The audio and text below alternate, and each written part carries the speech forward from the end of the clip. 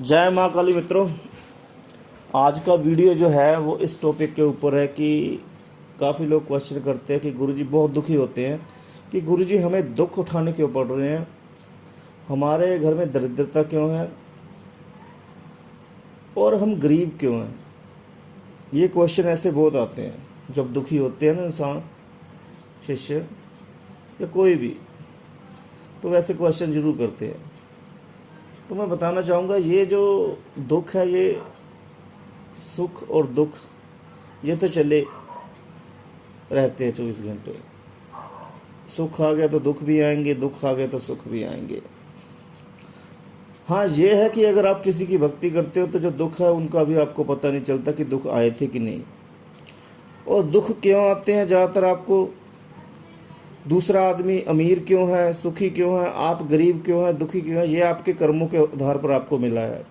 पिछले जन्म में आपने जो पाप किए हैं उनके आधार पर आपको दुख मिले हैं, दरिद्रता मिली है। और उन्होंने पिछले जन्म में कोई पुण्य किया है, कोई पुण्य अर्जित किया है जिसके कारण उनको अमीरी मिली है, सुख मिले हैं, सभी प्रकार के वो जीवन में सुख प्राप्त कर रहे हैं। ये उनकी जो पिछले जन्म के पुण्य है उनके कारण हो रहा है। आपने ये पुण्य नहीं किए हैं तो आपको ये दुख उठाने पड़ रहे हैं। पर अगर आप इस जन्म में माता की सेवा करोगे तो आपके दुख भी कट जाएंगे, दरिद्रता भी कट जाएंगी, सब का अंत हो जाएगा और आपको सुख भी प्राप्त होगा और जन्म मरण के चक्कर से मुक्त होंगे। अभी कुछ कहते हैं कि गुरुजी हमारी साधना ही नहीं सफल होती, माता की साधना तो कर ली पर माता हमारे कहने पर कार्य नहीं कर रही। तो ये इसलिए है क्योंकि आपके मन में असली भक्ति जागी नहीं है। आपको कहा जाता है कि आप 21 दिन की साधना कर लो, 41 दिन की साधना कर लो, तो वो आप एक प्रोजेक्ट की तरह लेते हो कि ये प्रोजेक्ट जैसे ही मेरा क्लियर होगा मुझे उसी समय जो है माता की सिद्धि प्राप्त हो जाएगी और माता मेरे कहने पर कार्य करने लग पड़ेगी। आपके अंदर की असली भक्ति नहीं जागती। आप इस प्रकार से साधना नहीं करते कि मुझे जीवन सारी उम्र ही माता की सेवा करनी है, माता को मनाना है, अगर माता नहीं मान रही है तो उसको मनाना है, मुझे उनको मना कर ही छोड़ना है मुझे। ऐसे आपके जीवन में, आपके मन में इच्छा नहीं होती। आपके मन में बस यही होता है कि किसी तरीके से साधना पूर्ण हो और कोई शक्ति प्राप्त हो और आप कुछ कर सको। आप शक्ति के पीछे भागते रहते हो जिसके कारण आपकी भक्ति भी नहीं जाग पाती, ना ही आपकी इंद्रिय जाग पाती है और ना ही आपका कुंडली की ऊर्जा में विकास हो पाता है। सच्चे मन से साधना करने के लिए बैठ जाओ। मंत्र पूर्ण हो गया है माता का तो माता से कार्य करवाओ। माता को सच्चे मन से बोलो कि माता मैं बहुत दुखी हूँ, कृपा करके कार्य कीजिए माँ, ये कार्य पूर्ण कीजिए माँ, आपके सिवाय मेरा कोई नहीं है, कीजिए। नहीं मान रही है माता फिर भी पीछे लगे रहिए माता के, माता मानेगी। माता भी देखती है कि आप जो उसकी साधना कर रहे हो आप जो उसकी साधना कर रहे हो उसकी साधना से, माता की साधना से आपके जो पाप है, जो आपने पिछले जन्म के कर रखे हैं और जो इस जन्म के कर रखे हैं, उनका नाश हो।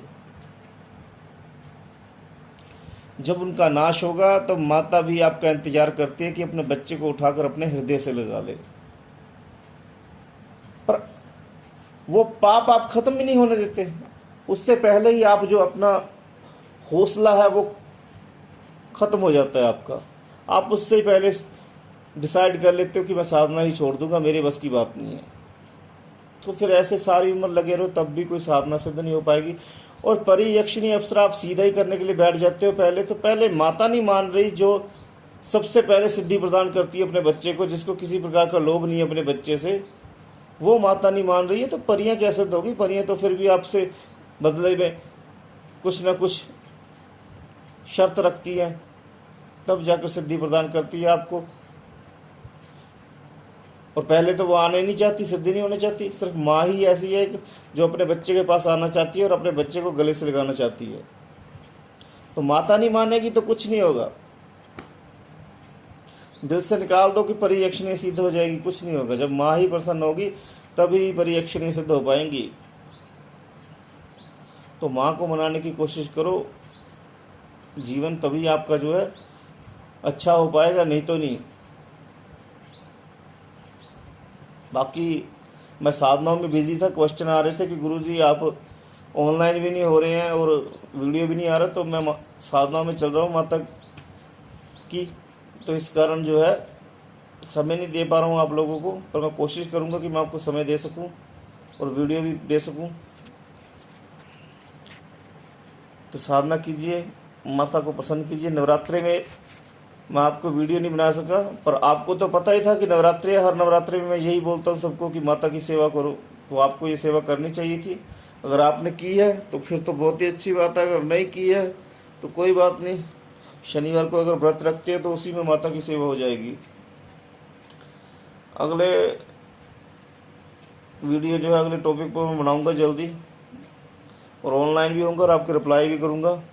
जय माँ काली, माता आपको सभी प्रकार के सुख प्रदान करे।